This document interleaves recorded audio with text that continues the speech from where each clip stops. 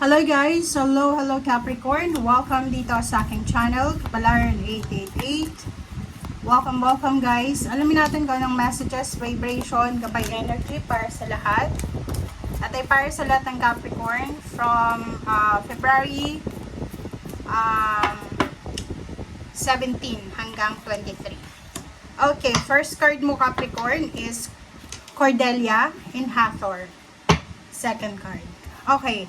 First card mo dito, Capricorn, sinasabi sa'yo ng barahan na masyado ka na daw na nakakulong sa loob ng bahay, sa comfort zone mo, nakakulong ka na sa paniniwala mo. So, oras na daw, sa linggong ito, oras na para lumabas ka. Lumabas ka sa bahay mo, lumabas ka sa comfort zone mo, lumabas ka sa paniniwala mo.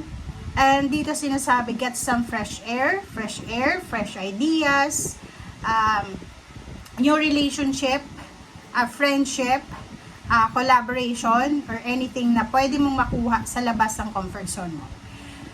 Next card natin is Hathor, receptivity. Okay, so this week, yun na nga, lumabas ka sa comfort zone mo, lumabas ka sa kung nasaan ka man sa ngayon, and hayaan mo ang sarili mo na tumanggap ng blessings. Okay? This week then, be mindful kasi yung intuition mo ay posibleng magiging sobrang aktibo siya. Magiging sobrang energetic ka rin. And nakikita ko sir dito na magiging sobrang curious ka sa mga posibleng gusto mong makuha. Okay? So, nakikita natin dito, Capricorn, yung positive energy na posibleng dumating sa'yo or makukuha mo sa linggong ito. Okay, tingnan natin.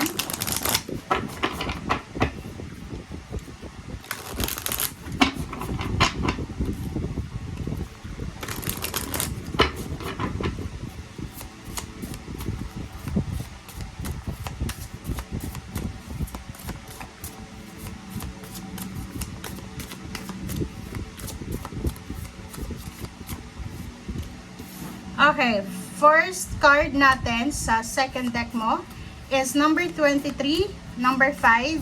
So, yung mga Capricorn dyan na posibleng nawawala ng pag-asa, nagsa-self-pity, yung Capricorn na parang feeling nila wala na silang makukuha or ma-achieve sa buhay. Dito sinasabi, huwag kang mag-alala. You are worth it. Okay?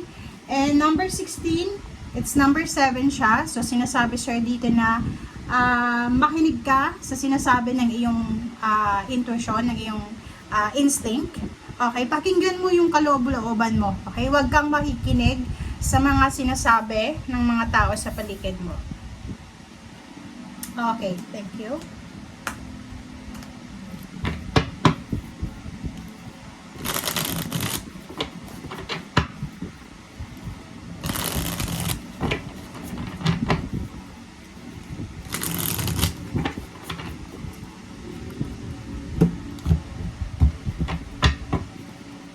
Okay. First card natin, second card from your third deck. Page of Cups and then Five of Wands. So, kung single ka, posibleng lalaki ka man or babae, may gusto ka, may gusto kang tao. And be mindful kasi sa linggong ito, marami kang pwedeng maging karibal. Okay? So, yung Page of Cups, like for example, ikaw yung nag-offer ng love, ikaw nag-offer ng friendship, or collaboration, or partnership, or love, or anything, ihanda mo yung sarili mo dahil hindi lang ikaw yung may ino-offer sa taong yan. Or pwedeng ikaw din, may nagkakagusto sa'yo, and marami sila na nagkakagusto sa'yo. So, medyo undecided ka kung ikaw ito na pinag-aagawan. Pero kung ikaw yung kasama dito sa Five of Wands, be careful kasi posibleng yun nga, mawalan ka ng interest dahil sa ang dami-daming gustong pumasok sa eksena. Okay? Justice card and Ten of Wands. Nakikita ko sure dito isang kontrata if you're a business person or kung empleyado ka or nasa ibang bansa ka o FW ka, posibleng isang kontrata ang posibleng matapos na. Malapit nang matapos, Capricorn. So, nakikita ko na siguro 2 years contract, 3 years contract ka sa ibang bansa, nakikita ko sure dito na yung kontratang ito, okay, yung sacrifices mo, yung mga ginagawa mo sa ngayon ay posibleng matapos na.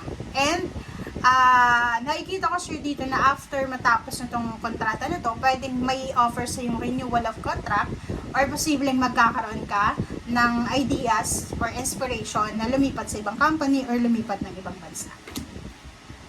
Okay. Sa usaping trabaho, okay, so hindi lang pala siya love life, pwede din sa work and business.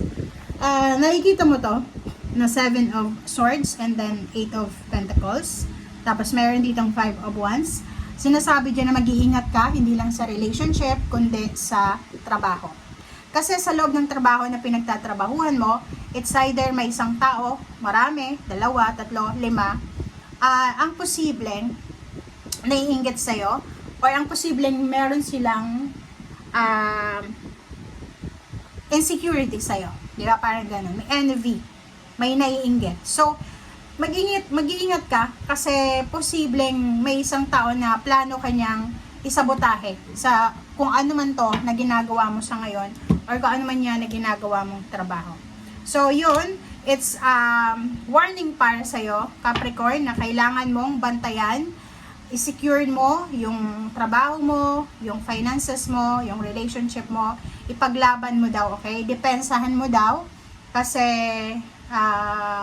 hindi mo deserve ang betrayal na to na posibleng pinaplano laban sa'yo. Ang hindi pa maganda dito is kung yung taong ito na nagbabalak sa'yo ng hindi maganda ay sobrang close mo siya sa ngayon and wala kang kaalam-alam na meron siyang ganong balak na gawin. Okay? Next is Wheel of Fortune. So, yung Wheel of Fortune is last card mo plus meron kang the Hierophant.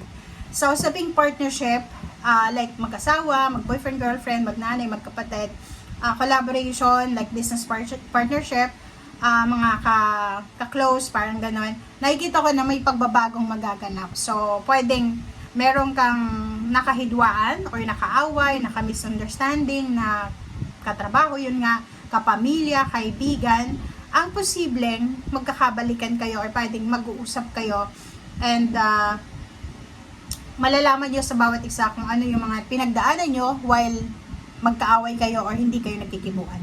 Okay?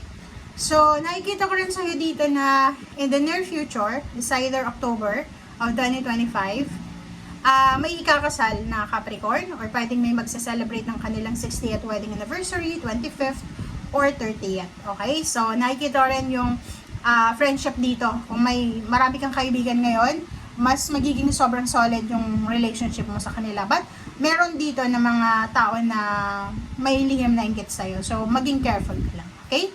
Thank you guys. Bye!